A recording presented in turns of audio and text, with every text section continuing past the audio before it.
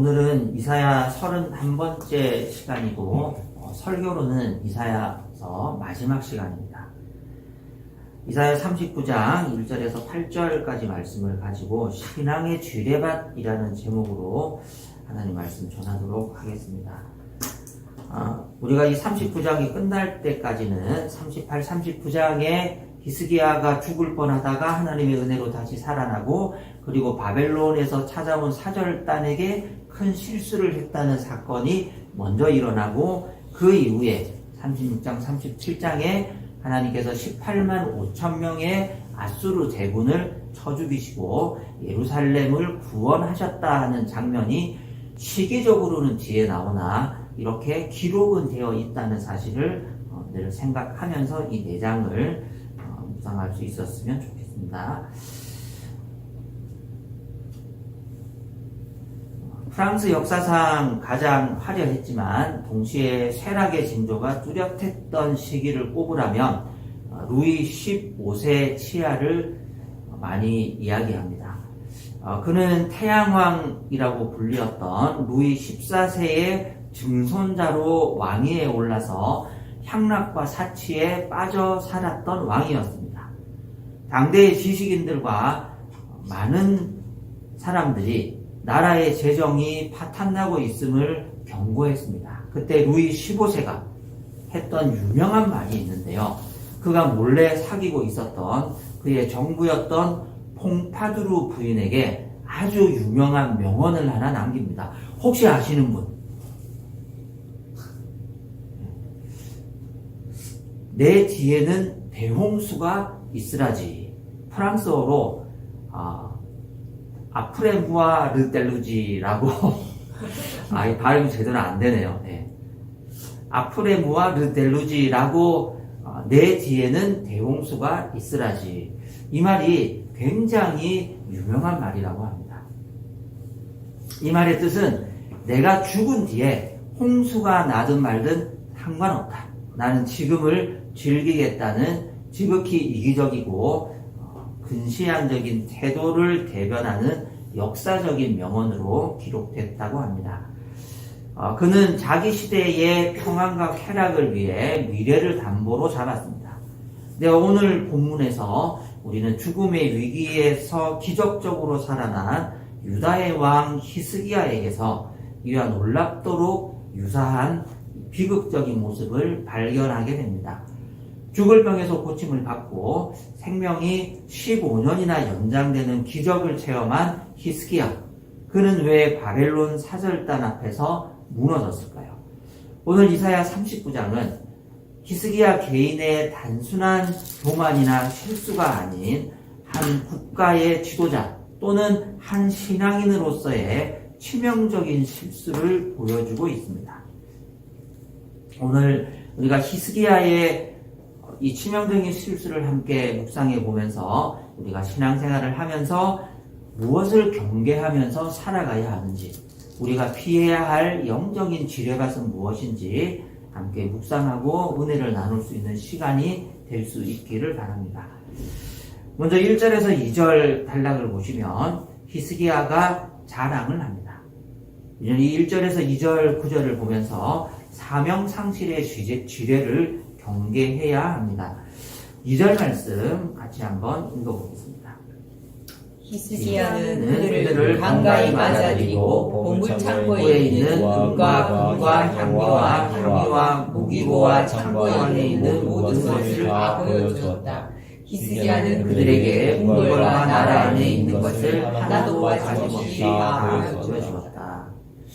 자, 먼저 지도를 보시면 이 파란색 음영 안에 들어가 있는 이 부분이 아수르의 초기 영토입니다. 이 아수르의 초기 영토가 히스기야가 살아있을 무렵의 국경선이라고 볼 수 있고요.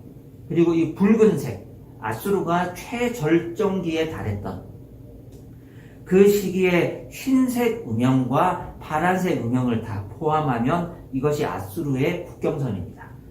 여기 남쪽 밑으로 하얀색을 보시면 이집트까지도 다 정복을 했던 최절정기의 국경이고요. 오늘 본문에 등장하는 중요한 나라, 여기 빨간색 원 옆에 어떤 나라가 보이시죠? 네, 바벨론이 여기에 있고, 그리고 또 다른 빨간색 원 옆에 보면 예루살렘, 히스기야가 통치하고 있던 유다가 보이실 겁니다.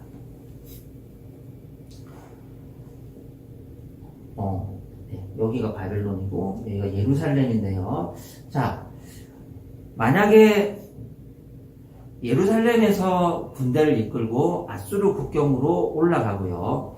그리고 바벨론에서 군대를 이끌고 보다 국경선에서 더 가까웠던 바벨론에서 쭉 밀고 올라가면 여기 화살표 끝에 중요한 도시 하나가 보이실 겁니다. 어떤 도시가 세 글자로 어떤 도시가 보이십니까?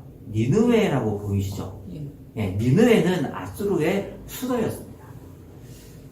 자, 이 두 나라가 바벨론과 예루살렘은 굉장히 먼 거리에 있었습니다. 하지만 아수르라는 큰 제국, 큰 나라의 국경선의 관점에서 보면 바벨론이나 예루살렘이나 굉장히 아수르와 가까운 나라들이었고, 특별히 이 바벨론이 골칫거리였습니다.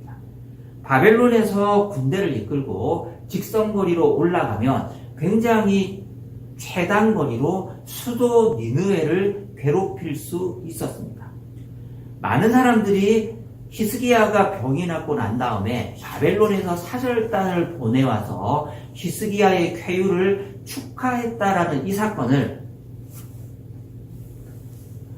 개인적인 사건, 그리고 히스기야가 바벨론의 사절단을 받고 기분이 좋아서 교만해서 왕궁의 모든 무기들을 다 보여준 사건으로 생각하지만 사실 이 사건은 단순한 병문안과 회복의 축하가 아니었습니다. 이것은 외교 군사적인 굉장히 고단수의 수가 깔린 군사 동맹에 가까운 사절단의 방문이었습니다.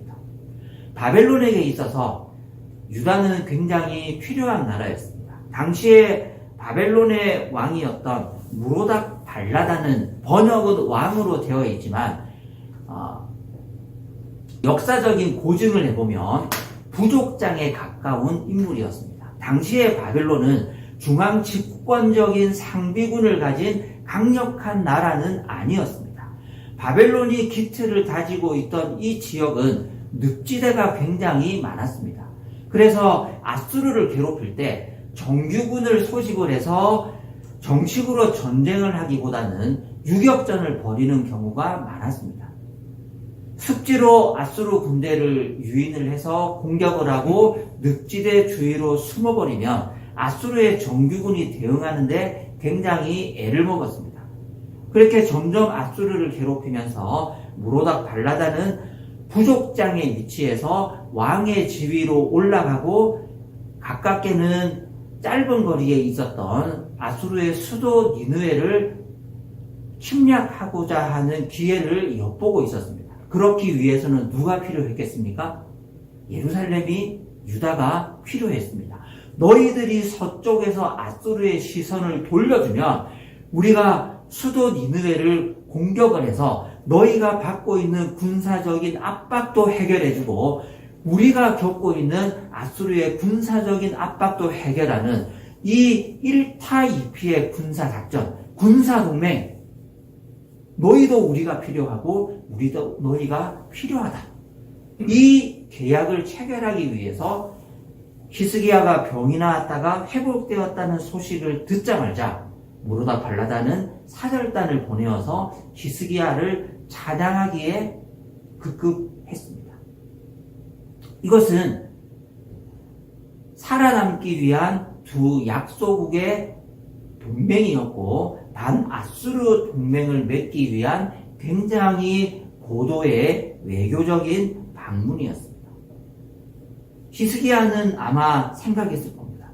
이 떠오르는 태양 바벨론과 손을 잡아야 우리 유다가 안전하다. 그래서 우리가 2절에서 보셨던 것처럼 보물고와 은금과 향료와 보배로운 기름과 모든 무기고에 있는 것을 다 보여줄 수밖에 없지 않았을까요?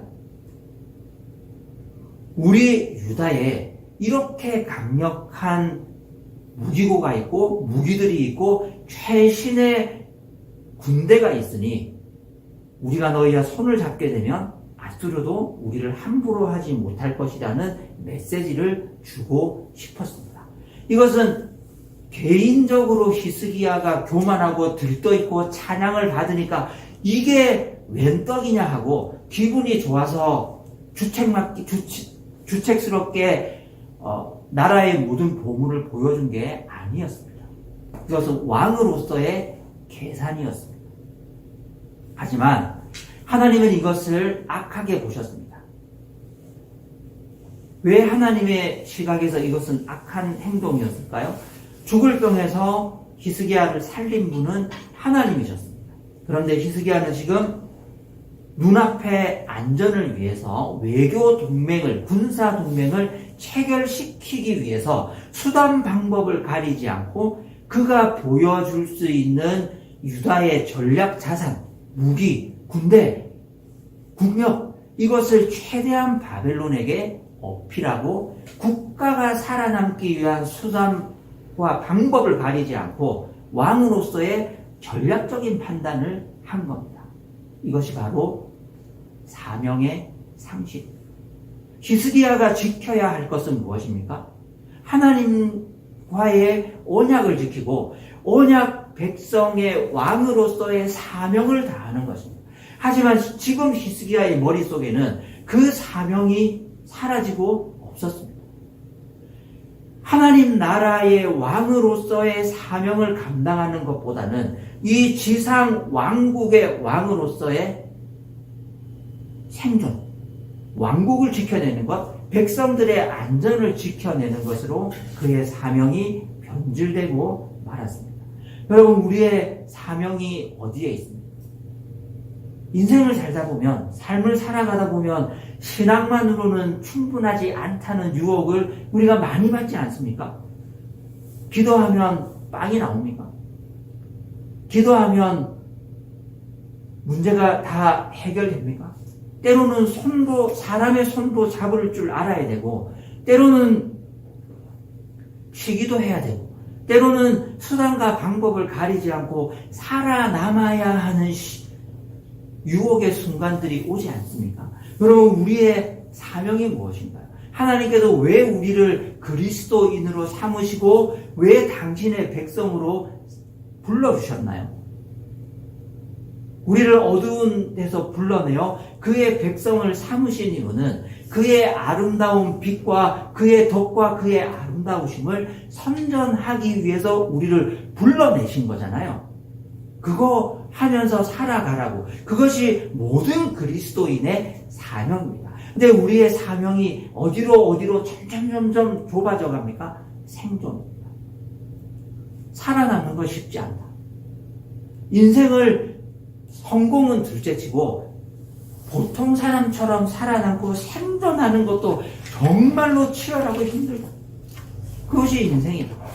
거기에 점점 우리의 시야가 매몰되면 우리를 어두운 가운데서 불러내어 그의 백성 삼으신 하나님의 아름다운 덕을 자랑하고 그분의 영광을 드러내기 위해서 살아가는 우리의 사명은 잊어버리기가 정말로 쉽습니다.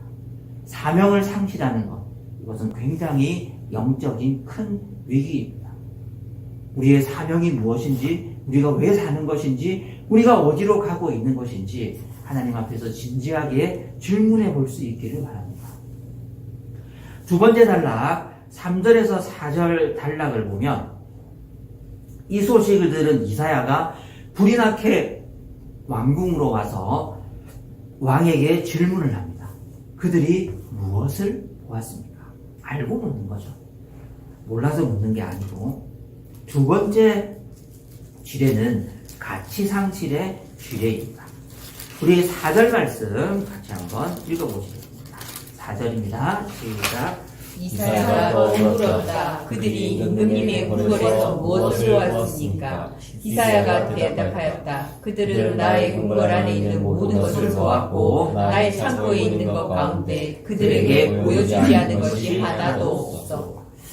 자, 이사야가 물어본 것이 무엇이었습니까? 그들이 바벨론의 사절단이 임금님의 궁궐에서 무엇을 보았습니까? 어디에서 무엇을 보았냐고 묻습니까? 궁궐이라고 장소를 특정하죠. 이 궁궐이 굉장히 중요한 장소입니다. 예루살렘 성전, 유다의 국력의 상징이자 하나님의 언약의 상징은 솔로몬의 궁궐이 아닌 예루살렘 성전이잖아요. 그러면 바벨론의 사절단이 찾아왔을 때 너희들이 이방인이라서 지성소 안이나 성전 안에 들어가서 예배를 드릴 수는 없다. 하지만 이 바깥에서나마 이스라엘의 등불이자 유다의 언약의 상징이자 우리 왕조의 보호자이신 이 하나님 앞에 너희가 경배를 드려야 한다 라고 예루살렘 성전을 데리고 가는 것이 맞는 것 아니겠습니까? 개종을 강요하는 게 아니고 사절단이 외국에서 왔으면, 불신자들이 왔으면, 이방인의 대표단이 왔으면 우리 유다의 국력의 상징은 이곳이다 하고 예루살렘 성전을 데리고 갔어야 되는데 솔로몬 궁궐 투어를 시켜줬어요. 자, 솔로몬 성전의 크기, 예루살렘 성전이죠. 크기는 몇 평 정도 될 것 같으세요? 몇 평 정도 될 것 같아요. 네, 한번 찍어봅시다.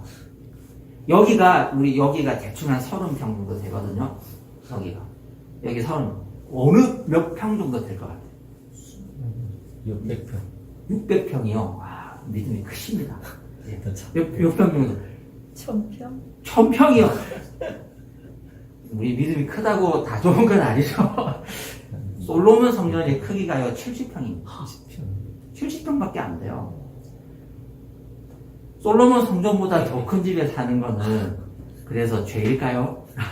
물론 이게 학자들, 이게 당시 이렇게 성경에 보면 규빗이라는 그 미터법을 쓰는데요.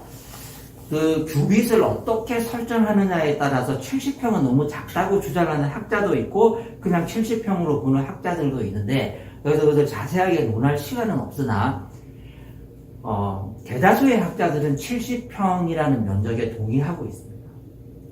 우리 가게 2배 조금 더 되는 거예요. 하나님 성전 너무 작지 않습니까?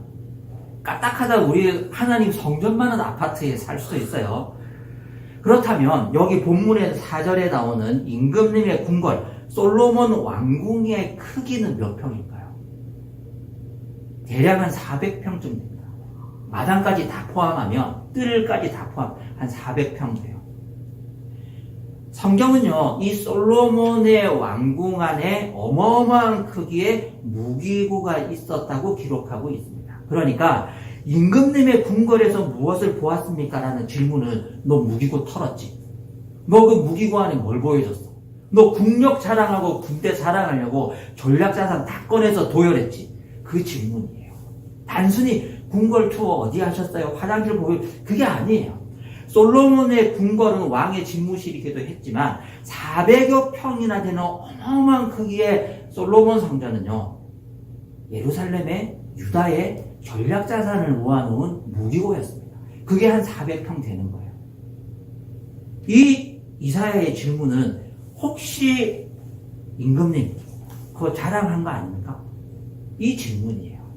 그러니까 굉장히 예리하고 불쾌하고 곤란한 질문을 던진 거예요.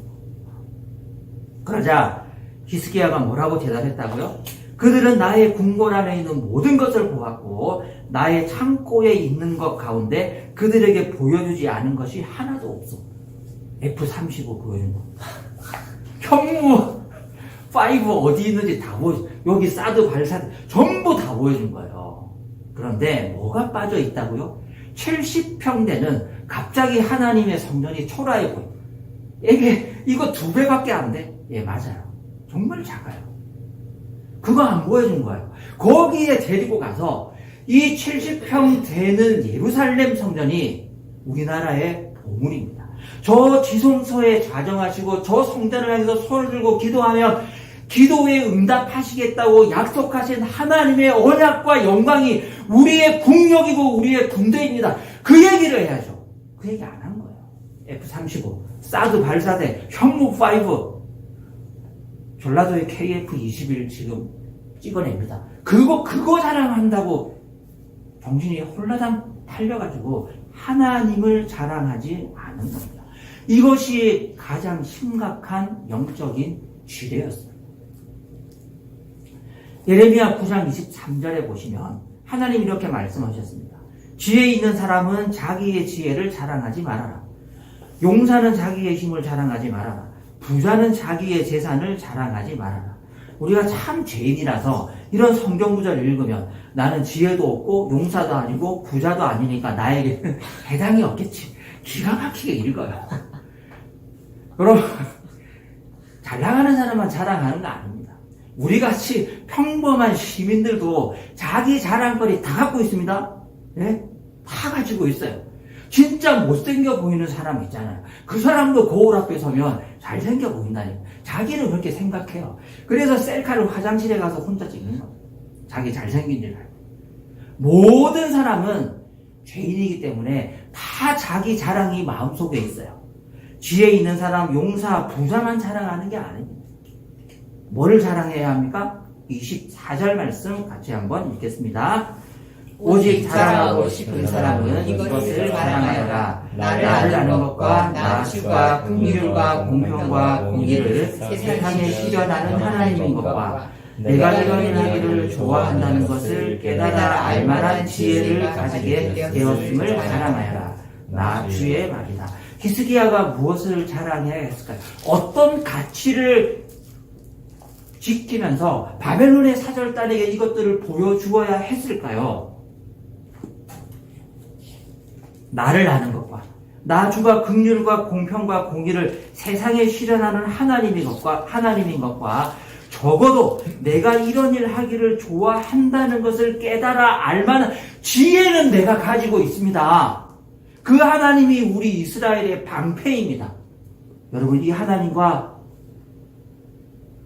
언약을 지키는 것이 여러분들과 동맹을 맺고 외교적인 관계를 돈독히 하는 것보다 제게는 훨씬 더 중요한 전략 자산입니다.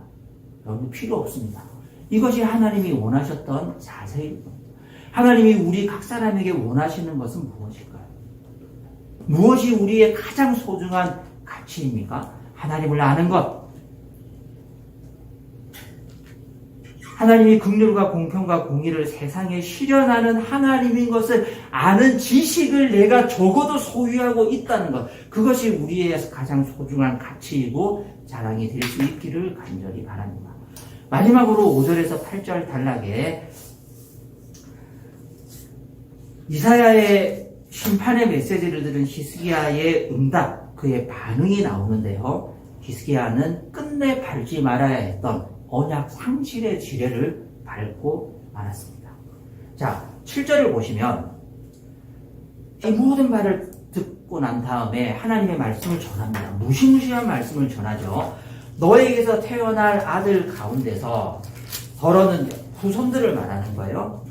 아들 가운데서 더러는 포로로 끌려가서 바벨론 왕궁의 황관이 될. 여러분, 황관이 된다는 것은 이제 거세를 당하고 그 궁전의 내시가 된다는 건데요. 이것은 단순히 종이 된다는 그런 차원이 아니죠. 황관이 된다는 저주는 뭡니까? 언약 자손이 끊긴다는 굉장히 무시무시한 저주를 받는 거예요. 그러니까 7절의 이 저주는 하나님께서 다윗 왕에게 하셨던 그 왕자가 끊이지 않을 것이라는, 너의 자손이 끊이지 않을 것이라는 그 언약이 파괴될 위기에 처했다라는 무시무시한 심판입니다. 그 말씀을 듣고 히스기야가 어떤 반응을 했느냐? 자, 8절 말씀 같이 한번 읽겠습니다. 시작. 히스기야가 이사에게 말하였다. 그대가 전해준 주님의 말씀은 지당한 말씀이요. 이사기에는 자기가 살아있는 동안만이라도 평화와 안정이 계속되면 다행이라고 생각하였다. 이게 무슨 말입니까?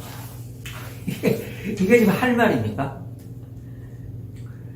그대가 전하여 주는 주님의 말씀은 지당한 말씀이요. 그 말씀은 맞죠. 하나님의 심판의 말씀은 맞죠.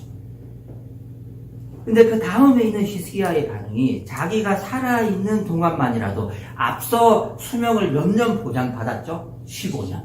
그러니까 15년은 평안하다라는 거예요. 평화와 안정이 계속되고 왕자를 지킬 수 있다면 다행이라고 생각한 거예요. 이게 지금 좋은 겁니까? 나쁜 겁니까? 그냥 알쏭달쏭하죠. 학자들의 의견도 두 개로 나뉩니다. 히스기야의 반응을 긍정적으로 보는 학자들도 있고 부정적으로 보는 학자들도 있는데 부정적으로 해석하는 게 더 다수 의견이기는 해요. 여기서 주님의 말씀은 지당하다로 번역된 히브리어가 토브라는 단어인데요. 영어로 번역하면 굿입니다. 그냥 단순히 감정적인 동의가 아니고 옳다라는 의미를 가지고 있습니다. justice. 그러니까 하나님의 이 저주의 말씀, 심판의 말씀은 옳습니다. 하나님의 말씀은 틀린 것이 하나도 없습니다. 내가 하나님의 심판의 그 선언을 옳은 것으로 인정하고 승복하고 받아들이겠습니다. 라는 그 승복의 의미가 담겨 있는 겁니다. 그런 차원에서 히스기야는 믿음의 사람인 것은 맞습니다. 억울합니다. 내 무기고 좀 보여줬다고 지금 우리 후손이 환관이 된다고요? 그렇게 반응한 것이 아니라 주님께서 그렇게 말씀하셨다면 주님의 그 심판은 옳은 심판입니다. 라고 받는 거예요. 그 하나님의 심판 자체를 수긍하고 인정한다는 측면에서는 긍정적인 평가를 할 수 있습니다. 하지만 그 이후에 히스기야의 생각이 문제가 되는 거예요. 내가 15년 보장 받았는데 자기가 살아있는 동안만이라도 평화와 안정이 계속된다면 다행이라고 생각하는 게 문제인 거예요. 15년만 나라가 평안하고 이후에는 홍수가 일어나든 말든 내 알 바가 아니라는 식의 반응은 왕으로서 신앙인으로서 하나님의 언약의 대리자로서 보여야 할 태도는 아닌 겁니다. 서론에서 말씀드렸던 프랑스의 루이 15세의 말을 기억하시죠? 내 뒤에는 대홍수가 있으라지. 그의 이 이기적인 예언은 나중에 현실이 되는데요. 그가 죽고 왕위에 오른 손자 루이 16세입니다. 루이 16세 때 세계사적인 유명한 사건이 하나 터지죠. 그 사건이 뭡니까? 프랑스 대혁명이 일어납니다. 그리고 루이 16세보다 더 유명한 그의 왕비 마리 앙투아네트가 난도대의 이슬로 사라졌습니다. 루이 15세에 내 뒤에는 대홍수가 있으라지. 프랑스어로 뭐라 그런다고요? 야, 원고 앞에 부분에 적어놨기 때문에 발음 못한다. 한글로 적어놨는데 이게 지금 없네요. 바로 자기 다음 왕이었던 루이 16세가 난도대의 이슬로 사라지고 목이 잘리면서 국가는 피해 홍수가 일어났습니다. 히스기야의 안일한 고백도 마찬가지였습니다. 그가 죽은 뒤 왕위에 오른 아들 므낫세는 유다 역사상 가장 악한 왕이었고 아이러니하게도 무려 50년을 통치하는 가장 길게 통치했던 왕입니다. 나라를 우상 숭배로 몰아넣었고 몰렉의 제단에 아들들을 인신제물로 바쳤던 사악한 왕이었고 결국 이 예언대로 유다는 사절단으로 찾아왔던 그 바벨론에 의해서 처참하게 멸망합니다. 이사야 39장은 왜 이렇게 끝날까요? 훌륭한 왕이고 예루살렘의 중흥기를 이끌었던 히스기야가 인간의 구원자, 나라의 구원자, 하나님의 언약의 수호자가 될 수 없는 한계를 가진 어쩔 수 없는 죄인이었다는 것을 보여주기 위한 고도의 문학적인 장치입니다. 히스기야가 한계가 있는 거예요. 히스기야가 아무리 믿음으로 살려고 발버둥치고 그가 기도해서 15년의 생명을 연장받는 초자연적인 기적도 경험한 왕이었지만 그의 믿음과 그의 신앙 고백도 구원자가 되기에는 결함이 있는 어쩔 수 없는 죄인일 수밖에 없다는 것을 보여주기 위해서 이렇게 끝나는 겁니다. 우리의 구원자는 하나님 한 분밖에 없습니다. 초점을 어디에 돌리는 겁니까? 하나님에게 돌리고 궁극적인 구원자가 되실 메시아에게로 돌리기 위해서 히스기야의 연약함으로 39장을 마치는 겁니다. 오늘 살아가는 우리의 시선이 어디를 향하고 있습니까? 당장의 외교적인 이익, 군사적인 안정, 눈앞에 경제적인 평안, 내 당대의 안락함에 히스기야처럼 취해 있지는 않습니다. 하나님 오늘 우리에게 질문하실지도 모릅니다. 너의 보물고에서 보여준 게 뭐야? 너 뭐 보여줬어? 하나님 우리에게 그렇게 질문할 수도 있습니다. 우리는 썩어질 은과 금을 보여주는 사람이 아니고 영원한 생명이신 하나님의 말씀을 보여주고 자랑하는 자로 살아야 합니다. 사람들이 우리를 보면 야, 저 나이에 강남 사네. 그래도 아들은 서울대 다니. 저 나이에 저렇게 잘생길 수가 있나? 저렇게 배가 안 나올 수 있나? 그런 거 자랑하는, 그런 거 사람들에게 어필하는 것이 아니고, 영원한 생명이신 하나님의 영광을 자랑할 수 있는 우리의 삶과 우리의 향기가 될 수 있기를 바랍니다. 내 때에 평안하니 다행이다라고 말하는 사람이 아니고, 우리 다음 세대를 위해서 눈물로 씨를 뿌리고 영적 유산을 준비하는 책임있는 신앙인이 될 수 있기를 바랍니다.